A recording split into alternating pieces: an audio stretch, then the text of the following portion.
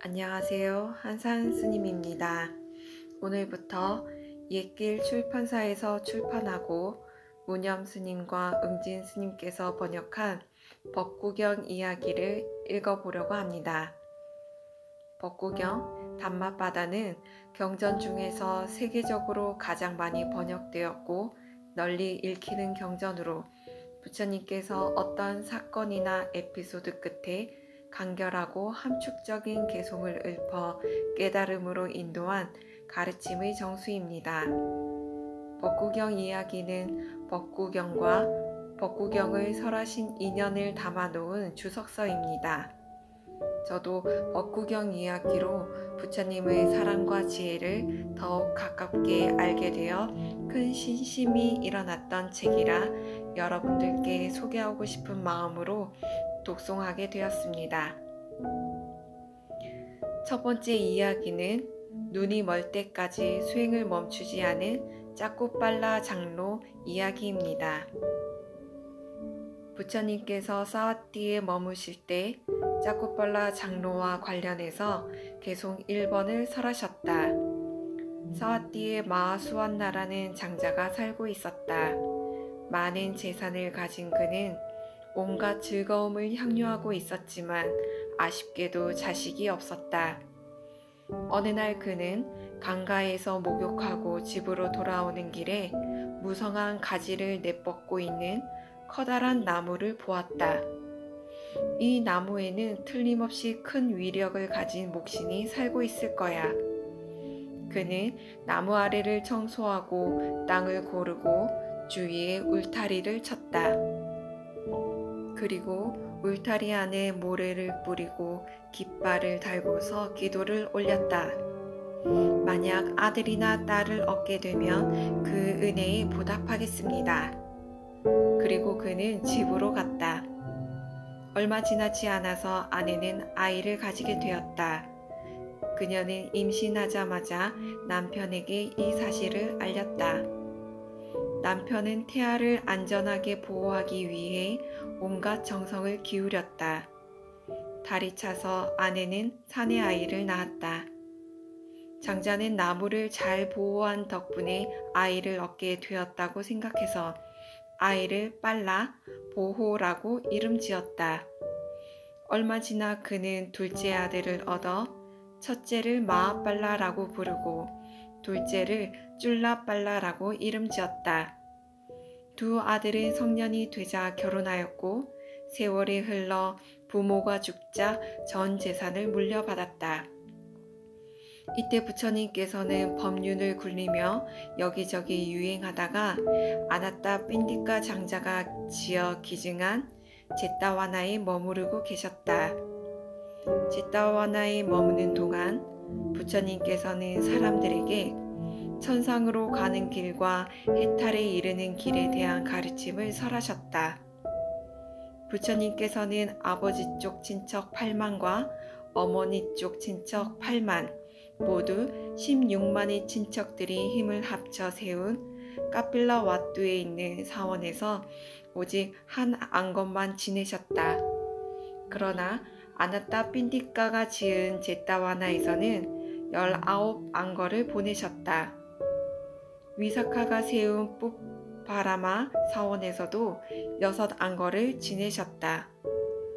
이 두 가족의 커다란 공덕 덕분에 부처님은 사와띠에서 모두 25안거를 지내셨다. 가장 뛰어난 제가 신도인 아나타 핀디카와 위사카는 부처님을 찾아뵙기 위해 매일 하루에 2번씩 사원에 갔다. 어린 사미들은 두 사람이 사원에 오는 것을 잔뜩 고대하고 있었다. 오늘은 무엇을 가지고 왔을까? 그래서 그들은 한 번도 빈손으로 간 적이 없었다. 그들은 오전에는 여러 가지 음식을 가지고 갔고 오후에는 5가지 약과 8가지 음료수를 가지고 갔다. 그리고 집에는 탁발 나온 비구들을 위해 2000개의 의자를 준비해 두고 음식이든 음료수든 약이든 비구들이 원하기만 하면 바로 시주하곤 했다. 아나타 핀디카는 부처님에게 한 번도 질문한 적이 없었다.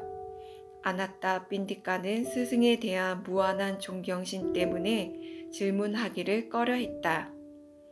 열애는 섬세하신 분이시다.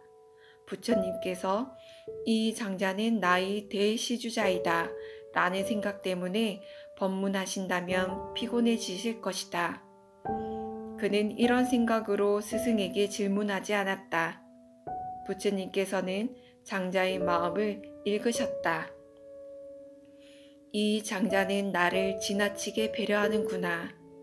나는 중생들에게 진리를 가르치기 위해 사아승지와 10만 대겁을 윤회하며 바람이를 완성하였다. 아름답게 장식한 머리를 자르고 누나를 뽑아 보시한 적도 있고 심장을 뽑아 보시한 적도 있고 생명처럼 사랑스런 아들, 딸과 아내를 보시한 적도 있다. 이것은 오직 일체지를 얻어 중생들을 제도하기 위해서였다. 그런데 이 장자는 나를 존경하여 지나치게 배려하는구나. 부처님께서는 이렇게 생각하시며 장자에게 법을 설하셨다. 이 당시의 사와띠에는 7천만 명의 인구가 살고 있었다. 이 중에 5천만 명은 부처님의 가르침을 듣고 깨달음을 성취한 고귀한 제자가 되었다. 그러나 2천만 명은 법을 들었지만 깨달음을 얻지 못한 평범한 제자였다. 신도들에게는 해야 할 일이 두 가지 있었는데 오전에는 탁발 나온 비구들에게 음식을 올리고 저녁에는 향과 꽃을 손에 들고 하인에게 가사와 약과 음료수를 들게 하고서 사원으로 법문을 들으러 가는 것이었다. 어느 날 마하빨라는 신도들이 향과 꽃을 손에 들고 사원으로 가는 것을 보고 물었다. 이 많은 사람들이 어디로 가는 중입니까? 부처님께 법문을 들으러 갑니다. 저도 같이 가겠습니다. 그는 그들을 따라가서 부처님께 삼배를 올리고 모임의 맨 뒤에 앉았다. 모든 부처님들이 법문을 설할 때에는 언제나 그때 모인 청법자들이 삼보의 귀의를 했는지, 계를 잘 지키는지, 출가자인지 주의 깊게 관찰하시고 나서 각 개인의 기질이나 성향을 고려해서 설법하신다. 그날 고타마 부처님께서는 마하빨라의 근기를 고려해서 차제설법을 하셨다. 보시에 대한 이야기, 개에 대한 이야기, 천상에 대한 이야기, 감각적 욕망의 위험에 대한 이야기, 출가의 이익에 대한 이야기 등을 순차적으로 설하셨다. 마하빨라는 법문을 듣자 확고한 신심이 일어났다. 사람이 죽어 저 세상으로 갈 때 아들이나 딸이나 형제도 따라가지 못하고 재산도 가져가지 못한다. 세속의 삶을 사는 것이 나에게 무슨 이익이 있으랴? 나는 비구가 되어야겠다. 법문이 끝나자 그는 부처님께 다가가서 출가를 요청했다. 부처님께서 그에게 물으셨다. 그대의 출가를 알려야 할 가족은 없는가? 저에게 동생이 있습니다. 그러면 동생한테 가서 출가하겠다고 알리고 오너라. 그렇게 하겠습니다. 그는 부처님께 삼배를 올리고 집으로 가서 동생에게 말했다. 아우야, 이 집안의 모든 재산은 살아있는 것이든 살아있지 않은 것이든 모두 너희 것이다. 네 마음껏 즐기고 향유하여라. 그러면 형님은 어떻게 하시려고요? 나는 출가하겠다. 어떻게 그런 말씀을 하십니까? 어머니가 돌아가셨을 때 형은 어머니와 같았고 아버지가 돌아가셨을 때 형을 아버지처럼 생각했습니다. 우리에겐 많은 재산이 있습니다. 세속에 살면서도 많은 공덕을 쌓을 수 있습니다. 그러니 출가하지 마십시오. 아우야, 부처님의 법문을 듣고 나서 나는 더 이상 가정을 지키고 살 수 없게 되었단다. 부처님은 처음도 좋고 중간도 좋고 끝도 좋은 법을 설하셨단다. 무상하고 괴롭고 실체가 없는 존재의 세 가지 특성에 대해 간결하고도 정확하게 말씀하셨지. 가정을 돌보면서 깨달음을 성취하는 것은 어려운 일이다. 그러니 나는 출가하겠다. 아우야, 너는 아직 젊다. 나이 들 때까지 기다렸다가 출가하거라. 사람이 늙으면 손발조차도 말을 듣지 않고 자신의 의지를 따르지 않는데 가족이야 오죽하겠느냐? 그러니 너희 말을 따를 수 없구나. 나는 비구가 되어 성스러운 깨달음을 성취해야겠다. 출가하는 것이 나에겐 최상의 선택이다. 나이 들어 약해지면 손발도 말을 듣지 않는데 힘이 떨어지면 어떻게 법을 수행할 수 있겠는가? 동생의 탄식에도 불구하고 마하빨라는 부처님께 가서 출가를 요청했다. 그는 비구가 되어 은사스님 아래에서 5년을 보낸 뒤 다시 부처님께 찾아가서 여쭈었다. 부처님이시여, 이 교단에는 해야 할 의무가 몇 가지 있습니까? 2가지 의무가 있다. 교학을 배우는 것과 수행하여 깨달음을 성취하는 것이다. 교학을 배우는 것과 깨달음을 성취한다는 말이 무슨 뜻입니까? 교학을 배우는 것은 자기에게 알맞은 1-2가지 경전 혹은 3장을 통달해서 마음에 새기고 외워서 가르치는 것이다. 반면에 깨달음을 성취한다는 것은 소박하게 살고 외진 곳에 만족하고 생멸하는 현상을 지켜보는 수행을 닦으며 끊임없이 노력하여 아라한에 이르는 것이다.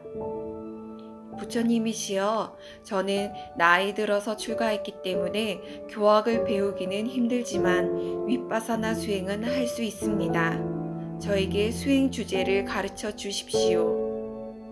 부처님께서는 그에게 아라한으로 인도하는 수행 주제를 가르치셨다. 그는 부처님께 삼배를 올리고 물러나와 같이 수행을 떠날 도반을 구했다. 60명의 비구가 모이자 그들은 함께 길을 떠났다. 20요자나 정도 갔을 때 그들은 국경 근처의 커다란 마을에 도착했다. 그들은 탁발을 위해 마을에 들어갔다. 비구로서 갖추어야 할 위의를 갖춘 비구들을 보자 마을 주민들은 그들을 호의적으로 맞이하여 의자를 제공하고 맛있고 향기로운 음식을 올리고서 물었다. 스님들이시여, 고귀한 스님들께서 어디로 가시는 중입니까? 제가 형제여, 수행하기에 적당한 장소를 찾고 있습니다. 지혜로운 마을 사람들은 스님들이 우기양거를 보내며 수행할 만한 거처를 구하고 있다는 말을 듣고서 이렇게 청했다. 스님들이시여, 훌륭한 스님들께서 우리 마을에서 3개월 안거를 나신다면 우리는 삼보에 귀의하는 마음을 더욱 확고히 하고 오계를 받아 지낼 수 있을 것입니다. 비구들은 이 마을 사람의 도움으로 윤회로부터 해탈할 수 있을 것이다 라고 생각하며 마을 주민들의 요청에 동의했다. 비구들이 동의하자 주민들은 사원을 짓기 시작했다. 밤에 머무를 숙소와 낮에 정진할 수행호를 지었다. 그들은 완성된 사원을 비구들에게 기증했다. 비구들은 탁발할 때만 규칙적으로 마을로 들어갔다. 이때 신심 있는 한 의사가 와서 건강검진을 해주며 말했다. 스님들이시여, 많은 사람이 거주하는 곳에는 병을 피할 수 없습니다. 병이 생기면 저에게 말씀하십시오. 제가 치료약을 처방해 드리겠습니다. 안거 첫째 날 모든 스님들이 모였을 때 마하빨라 장로가 일어나서 말했다. 대중 스님들이여, 이 안거 석 달 동안 몇 가지 자세로 안거를 보내실 겁니까? 4가지 자세로 보낼 생각입니다, 스님. 이때 4가지 자세는 걷고 서고 앉고 눕는 자세로 일상생활에서 일어나는 모든 동작을 말합니다. 불가에서는 행주자와 어묵동정이라고 하죠. 스님들이여, 4가지 자세가 타당하다고 생각합니까? 우리는 철저하게 주의 깊은 마음 챙김을 유지해야 합니다. 여기로 오면서 우리는 살아계신 부처님으로부터 수행 주제를 받았습니다. 수행하는 흉내나 내며 게으르게 보내면 부처님을 기쁘게 할 수 없습니다. 오직 굳은 의지로 열심히 정진하여 깨달음을 성취해야 부처님을 기쁘게 할 수 있습니다. 그러나 4가지 자세로 수행하면 종종 마음 챙김을 놓치고 방일하게 될 수 있습니다. 방일한 자에게는 사학처가 마치 자신의 집과 같습니다. 그러므로 스님들이여, 항상 주의 깊게 마음 챙기며 생활해야 하지 않겠습니까? 그러면 스님은 어떤 자세로 보낼 생각입니까? 난 우기안거 석 달 동안 3가지 자세로 보낼 생각입니다. 나는 등을 땅에 대지 않겠습니다. 좋습니다, 스님. 주의 깊은 마음 챙김을 유지하십시오. 여기서 나오는 마음 챙김은 원어로 사띠라고 하며 본래 뜻은 기억하다라는 의미입니다. 사띠란 과거의 사건이나 상황을 기억한다는 1차적인 의미뿐만 아니라 수행자가 현재 자신의 몸과 마음에서 일어나고 사라지는 현상을 놓치지 않고 기억하려는 모든 행위가 사띠입니다. 그뿐만 아니라 깨달음을 향해 나아가기 위해 닦아야 하는 보시, 지계, 선업공덕 등과 같이 항상 관심을 가지고 주시하고 관찰하고 기억하는 것도 사띠라고 할 수 있습니다. 보통 이 단어를 마음 챙김, 마음 집중, 알아차림, 깨어있음, 집중, 주의 깊음 등의 여러 가지 단어로 번역하고 있지만 단어의 본래의 의미는 잊지 않고 기억하기 위해 관찰한다 라는 의미가 강합니다. 한 달이 지나자 잠을 자지 않고 용맹정진하는 장로에게 눈병이 생겨서 통증이 일어나기 시작됐다. 마치 깨진 독에서 물이 새듯이 눈에서 눈물이 계속해서 흘러나왔다. 장로는 밤새도록 명상에 몰두하고 새벽이 밝아오자 방에 들어가서 자리에 앉았다. 탁발을 나갈 시간이 되자 비구들이 와서 말했다. 스님, 탁발을 나갈 시간이 되었습니다. 알겠습니다. 가사와 바루를 가지고 오시오. 장로는 그들에게 가사와 바루를 들게 하고 출발했다. 비구들은 그의 눈에서 눈물이 계속해서 흐르는 것을 발견하고 물었다. 스님, 무슨 문제가 있습니까? 바람에 눈을 다쳤습니다. 스님, 의사의 치료를 받아보시겠습니까? 그러지요. 비구들이 의사에게 알리자 의사는 물약을 준비해서 그에게 보냈다. 장로는 항상 수행하는 자세 그대로 앉은 채 약을 코에 넣고서 마을로 들어갔다. 의사가 그를 보고 말했다. 스님께서 바람에 눈을 다쳤다는 말을 들었습니다. 제가 신도여, 그렇습니다. 스님, 제가 보내준 물약을 코에 넣었습니까? 그렇게 했습니다. 지금은 어떻습니까? 통증이 계속해서 일어납니다. 의사는 물약은 한 번만 넣어도 치료가 되는데 어찌된 일인가? 라고 생각하면서 장로에게 물었다. 앉은 자세로 물약을 넣었습니까? 아니면 누운 자세로 물약을 넣었습니까? 장로는 침묵했다. 의사는 여러 번 반복해서 물었지만 장로는 한마디도 대답하지 않았다. 사원에 가서 장로의 거처를 살펴보아야겠다. 의사는 이렇게 생각하며 사원에 가서 장로의 거처를 살펴보았다. 그곳에는 경행대와 좌선대는 있어도 누울 침대가 마련되어 있지 않았다. 의사는 장로에게 다시 물었다. 스님, 앉아서 약을 넣었습니까? 아니면 누워서 약을 넣었습니까? 장로는 침묵했다. 그래서는 안 됩니다. 몸이 건강해야 수행도 잘 되는 것입니다. 누워서 약을 넣었습니까? 의사가 여러 번 반복해서 질문하자 장로는 말했다. 신도여, 그냥 가보시오. 나는 이 문제를 의논해보고 결정을 내리겠소. 장로는 그곳에 친척도 피를 나눈 형제도 없었다. 그러니 누구와 의논할 수 있었겠는가? 그래서 그는 자기 자신과 의논했다. 자, 형제 마압발라여, 여기에 대해 말해보시오. 눈이 중요한가 아니면 부처님의 가르침이 중요한가? 시작을 알 수 없는 옛적부터 수없이 윤회하면서 눈이 없었던 때는 수도 없이 많았다. 수백 수천의 부처님이 지나가는 동안 너는 단 한 분의 부처님도 만난 적이 없었다. 이제 이 안거 3개월 동안 너는 눕지 않기로 결심했다. 그러니 눈이 썩어 없어지더라도 내버려 두어라. 눈을 지키지 말고 부처님의 진리만을 지키고 실천하라. 이렇게 4대 요소로 이루어진 자신의 몸을 훈계하고 나서 개송을 읊었다. 눈도 무너져 가고 귀도 무너져 가고 몸도 또한 무너져 간다. 몸에 붙어 있는 모든 것이 무너져 가는데 마압발라여, 그대는 왜 마음 챙김을 하지 않는가? 눈도 시들어 가고 귀도 시들어 가고 몸도 또한 시들어 간다. 몸에 붙어 있는 모든 것이 시들어 가는데 마압발라여, 그대는 왜 마음 챙김을 하지 않는가?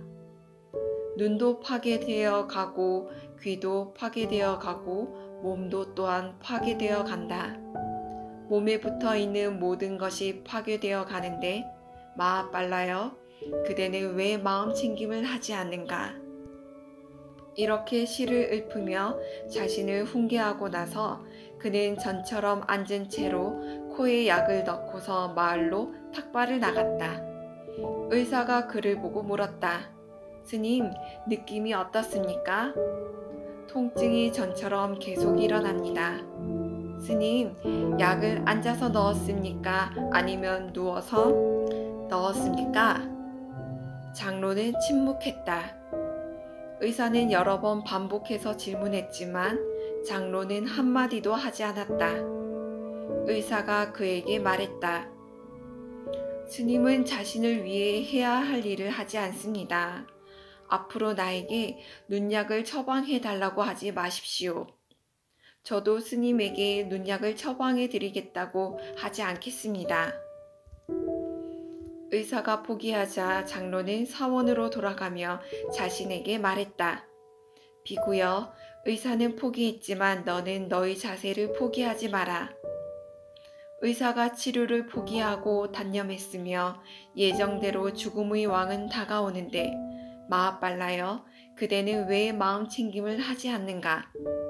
그는 이렇게 개송을 읊으며 자신을 훈계하고 나서 정진을 계속했다. 그날 밤 중경이 지났을 때 눈이 멀어버린 것과 동시에 모든 번뇌가 부서져 나갔다. 그는 순수 윗바사나 수행으로 아라한이 된 것이다. 그는 방에 들어가 시간의 흐름을 잊어버리고 지복 속에 잠겨 있었다. 아침이 되어 탁발 시간이 되자 비구들이 와서 말했다. 스님, 탁발 나갈 시간입니다. 벌써 그렇게 되었습니까? 그렇습니다, 스님. 다녀오십시오. 스님은 안 가시렵니까? 도반들이여, 저는 눈이 멀어버렸습니다. 비구들은 눈곱으로 가득 찬 장로의 눈을 보고서 말했다. 스님, 걱정하지 마십시오. 저희가 도와드리겠습니다. 비구들은 장로를 안심시키면서 보살펴주고 탁발을 나갔다. 장로가 보이지 않자 마을 사람들이 궁금해했다. 스님들이시여, 장로님은 어디 가셨습니까? 무슨 일이 일어났는지 알게 된 마을 주민들은 쌀죽을 만들어 장로에게 보냈다. 그 후 주민들은 음식을 들고 가서 장로에게 삼배를 올리고 엎드려 눈물을 흘리면서 슬퍼했다. 그들은 장로를 안심시키면서 말했다. 스님, 저희가 보호해 드리겠습니다. 너무 염려하지 마십시오. 그때부터 마을 주민들은 때가 되면 쌀죽을 만들어 사원으로 보냈다. 장로는 끊임없이 60명의 비구들을 가르치고 격려하였고, 비구들은 그의 가르침을 성실하게 받들어 행하여 안거가 끝날 무렵에 모두 사무예해, 막힘없이 하는 분석적인 통찰 지혜를 갖춘 아라한이 되었다. 우기 안거가 끝나자 비구들은 부처님을 찾아뵈려고 장로에게 말했다. 스님, 우리는 부처님을 찾아뵙고 싶습니다. 이 말을 듣고 장로는 생각했다. 나는 눈이 멀었고 가야 할 길은 험하고 악귀가 출몰하는 숲속길이다. 내가 같이 간다면 모두가 지치고 힘들어 탁발을 할 수 없을 것이다. 그들을 먼저 보내야겠다. 그래서 그는 이렇게 말했다. 스님들이여, 먼저 가시오. 스님은 어떻게 하실 겁니까? 나는 눈이 멀었고 가야 할 길은 악귀가 출몰하는 숲속길입니다. 그러니 먼저 가시오. 스님, 그러지 마십시오. 우리는 스님과 함께 가겠습니다. 도반 스님들이여, 그렇게 하지 않아도 됩니다. 그렇게 하는 것은 나를 불편하게 하는 것입니다. 내 동생이 스님들을 보고 나에 대해 물으면 내가 눈이 멀었으니 길 안내자를 보내서 데려가 달라고 하십시오. 그리고 심력을 지닌 부처님과 80명의 대장로에게 제 이름으로 삼배를 올려 주십시오. 장로는 그렇게 말하면서 비구들을 배웅했다. 비구들은 걸망을 메고 길 떠날 준비를 하고서 아침 공양을 하려고 마을에 들어섰다. 마을 주민들이 의자를 제공하고 음식을 올리면서 물었다. 스님들이시여, 왜 떠나시려고 하십니까? 신도들이여, 우리는 부처님을 뵈러 가야 합니다. 주민들은 스님들이 마을에 오래 머물러 주기를 여러 번 간청하였으나 스님들의 결심이 확고한 것을 알고 눈물을 흘리며 마을 밖까지 배웅한 후 돌아갔다. 비구들은 여기저기 유행한 끝에 제타와나 사원에 도착하여 부처님을 찾아뵙고 부처님과 80명의 대장로들에게 마하빨라 장로의 안부를 전했다. 그리고서 빨라 장로의 동생이 살고 있는 거리로 탁발을 나갔다. 장로의 동생이 비구들을 알아보고 반갑게 맞이하면서 의자를 제공하며 물었다. 저희 형님이신 장로님은 어디 계시나요? 비구들은 그동안 일어난 일을 모두 말해 주었다. 동생은 몸이 무너지듯 땅에 털썩 주저앉아 슬프게 울었다. 그러면 이제 어떻게 해야 하나요? 장로님은 당신을 데리고 올 사람을 보내달라고 합니다. 여기 제 조카 빨리타를 보내도록 하지요. 가는 길이 위험하기 때문에 그냥 보낼 수 없습니다. 먼저 승가에 들어와 삼위계를 받고 가사를 걸치고 가는 것이 덜 위험할 것입니다. 그렇게 해주십시오. 비구들은 조카에게 삼위계를 주어 가사를 입히고 보름 동안 가사를 입는 법부터 여러 가지 스님으로서 갖추어야 할 위의를 가르치고 나서 길을 떠나보냈다. 조카는 여기저기 거친 후에 마을에 도착하여 한 노인을 보고 물었다. 여기에 숲속 사원이 있습니까? 있습니다, 스님. 누가 살고 있습니까? 마하빨라 장로님이 살고 계십니다, 스님. 거기로 가는 길을 가르쳐 주십시오. 당신은 누구십니까? 저는 장로님의 조카입니다. 노인은 조카를 데리고 숲속 사원으로 가서 장로를 만나게 해주었다. 사미는 장로에게 삼배를 올리고 보름 동안 크고 작은 의무를 행하면서 성실하게 시봉하고 나서 말씀드렸다. 스님, 저희 외삼촌께서 장로님을 모시고 오라고 합니다. 이제 출발하도록 하십시다. 좋다. 이 지팡이 끝을 잡고 나를 인도해라. 사미는 걸망을 메고 떠날 준비를 하고서 장로를 모시고 마을에 들어갔다. 마을 주민들이 의자를 제공하면서 물었다. 스님, 정말 가시렵니까? 신도들이여, 그렇습니다.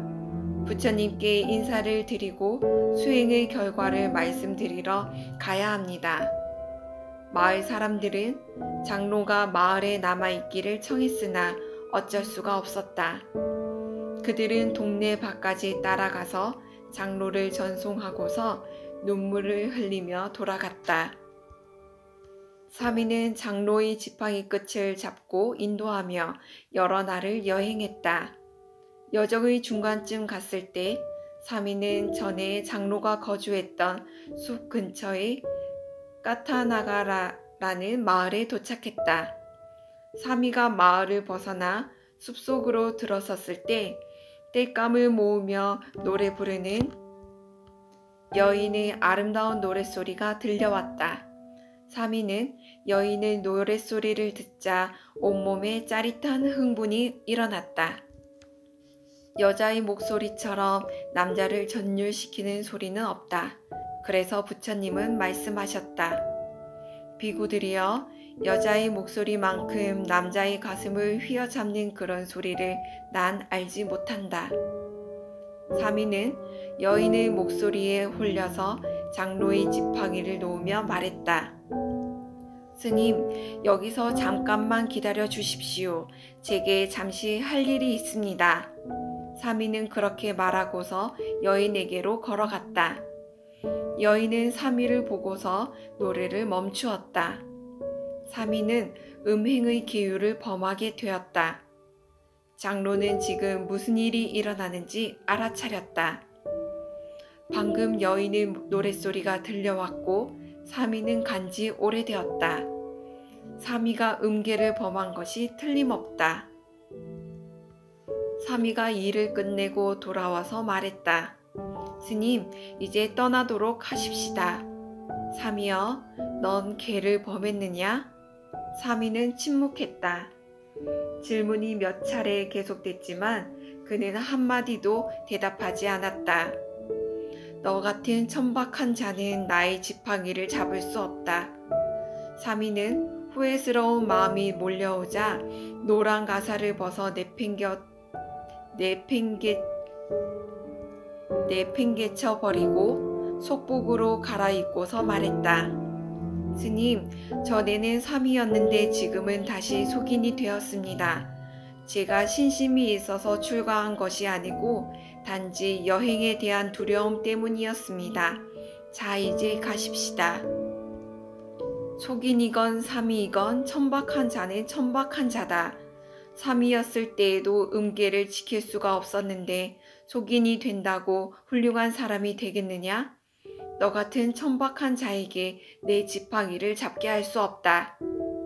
스님, 여기는 악귀들이 출몰하는 지역이고 스님은 눈이 보이지 않습니다.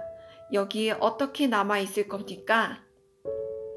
형제여, 걱정 말게나. 내가 여기 쓰러져 죽거나 아니면 여기저기 헤매는 한이 있더라도 자네와는 결코 함께 가지 않겠네. 그렇게 말하면서 장로는 개송을 읊었다. 아, 나는 눈을 잃고 힘든 길을 비틀거리며 걸어왔네. 하지만 차라리 기어갈지언정 악한 자와 함께 가지 않으리. 아, 나는 눈을 잃고서 힘든 길을 비틀거리며 걸어왔네. 하지만 차라리 죽을지언정 악한 자와 함께 가지 않으리. 이 개송을 듣고 후회스러운 마음이 몰려오자 사미는 울면서 외쳤다. 나는 무거운 죄를 저질렀구나. 나는 부도덕한 죄를 저질렀구나. 그는 슬피 울며 숲속으로 사라져 버렸다.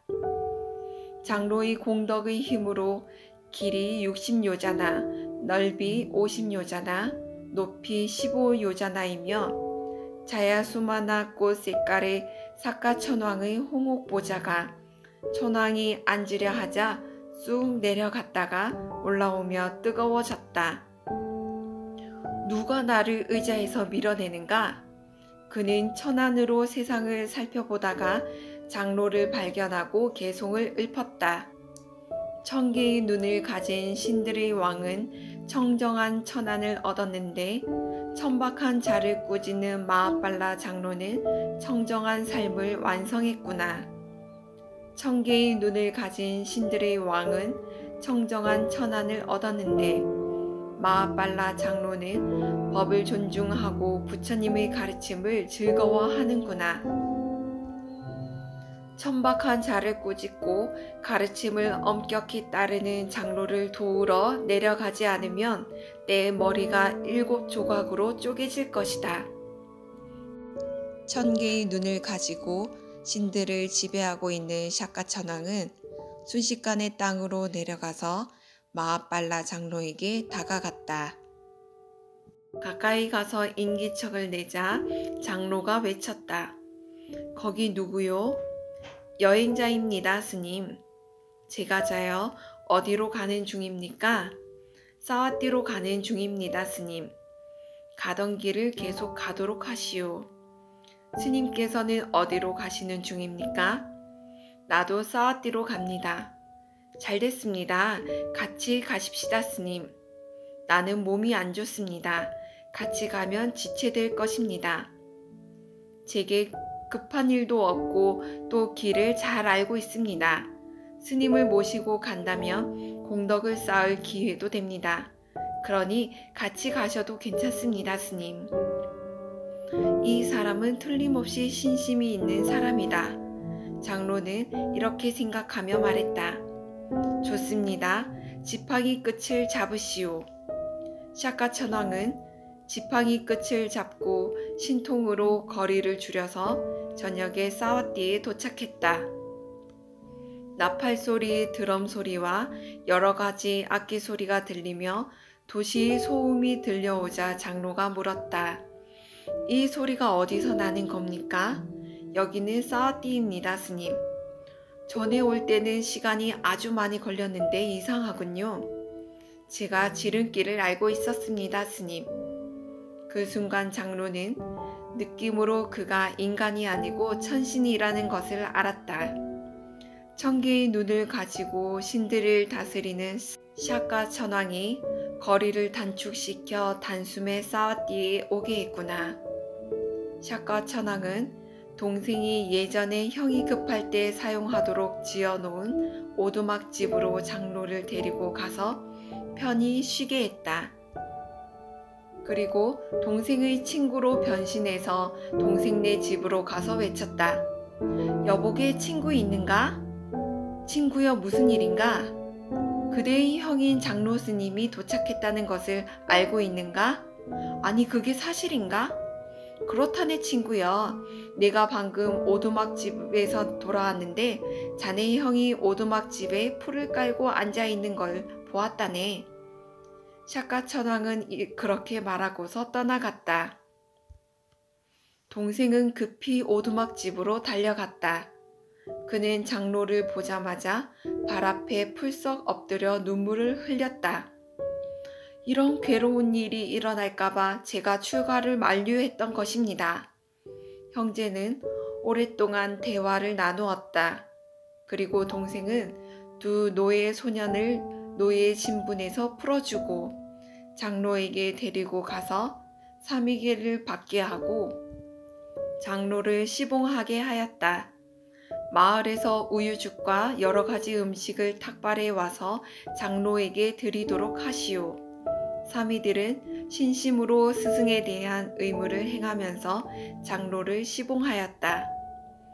어느 날 먼 나라에 거주하는 일단의 비구들이 부처님을 친견하려고 제타와나에 왔다. 그들은 부처님께 삼배를 올리고 80대 장로를 찾아뵌 후 사원을 두루 한 바퀴 둘러보았다. 비구들이 마하빨라 장로의 꾸띠 근처에 갔을 때 꾸띠는 스님들이 거주하는 건물을 말합니다. 저녁에 장로를 만나보자고 합의를 보았다. 비구들이 저녁이 되어 마하빨라 장로를 방문하려고 방문을 나섰을 때 갑자기 소나기가 몰려와서 되돌아갈 수밖에 없었다. 지금은 저녁이고 비바람이 너무 심해.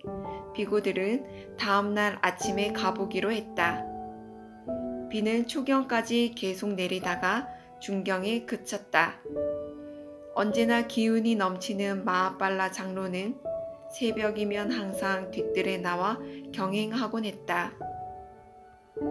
아침이 되자 많은 벌레들이 젖은 땅에서 기어 나왔다가 경행하는 장로의 발에 밟혀 죽었다.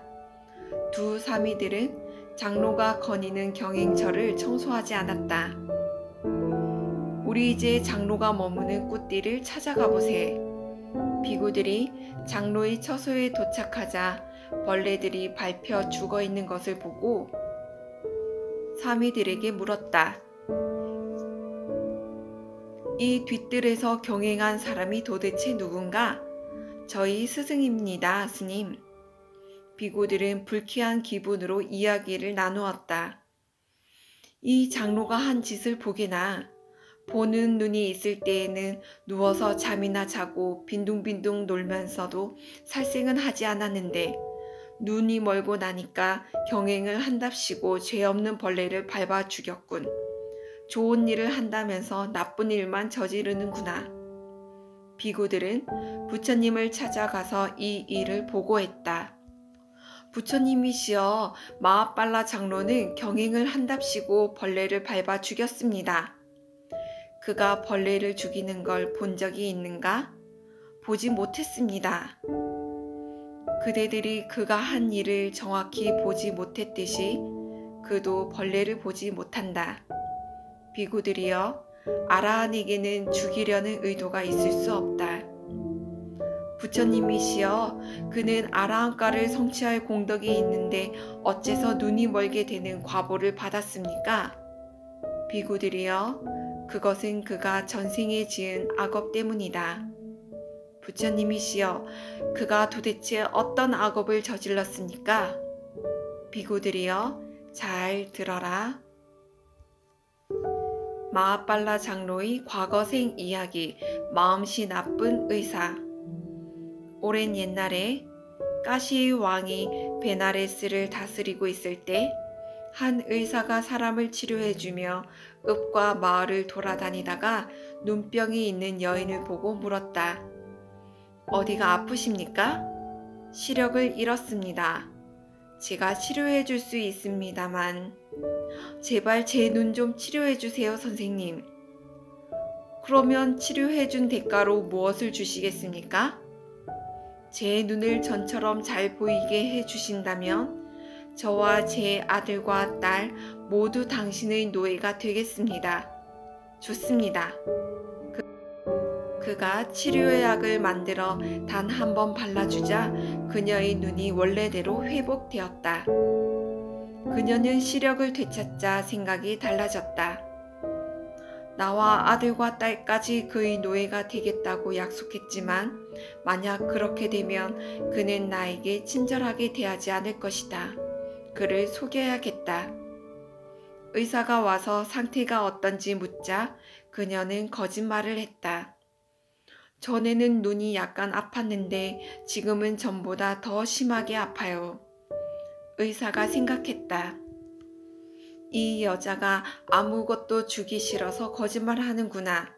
치료비는 필요 없으니 그녀의 눈을 다시 멀게 만들어야겠다. 의사는 집에 가서 아내에게 이 일을 이야기하자 아내는 아무 말도 하지 않았다. 그는 연고를 만들어서 그녀의 눈에 넣고 문지르라고 말했다. 그녀가 약을 넣고 문지르자 등불이 꺼지듯이 눈이 멀어버렸다. 그때의 의사가 지금의 마하빨라였다. 이것이 장로가 과거 생에 지었던 악업이었다. 비구들이여, 나의 아들이 그때 저질렀던 악업이 계속해서 그를 따라다닌다.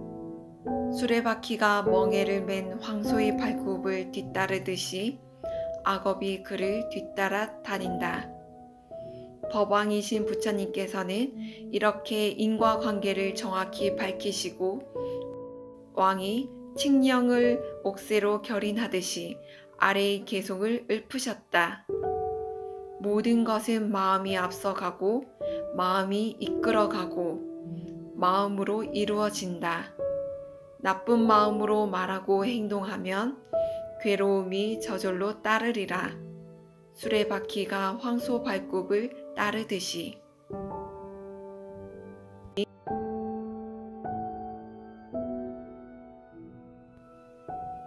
첫 번째 이야기 독송은 여기까지입니다. 마지막 개송의 법정스님 번역본도 읽어보겠습니다. 모든 일은 마음이 근본이다.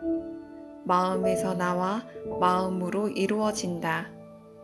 나쁜 마음을 가지고 말하거나 행동하면 괴로움이 그를 따른다. 수레바퀴가 소의 발자국을 따르듯이. 마하빨라 장로의 이야기를 통해 모든 일은 그냥 일어나는 것이 아니라 인연으로 연결되어 있음을 알 수 있습니다. 부처님의 말씀처럼 모든 일의 근본이 마음임을 알고 어떠한 순간에도 나쁜 마음으로 말하거나 행동하지 않도록 깨어있는 마음으로 살아야겠다고 다짐하게 됩니다. 지금까지 저와 함께 법구경 이야기를 읽고 들어주셔서 감사합니다. 사랑합니다.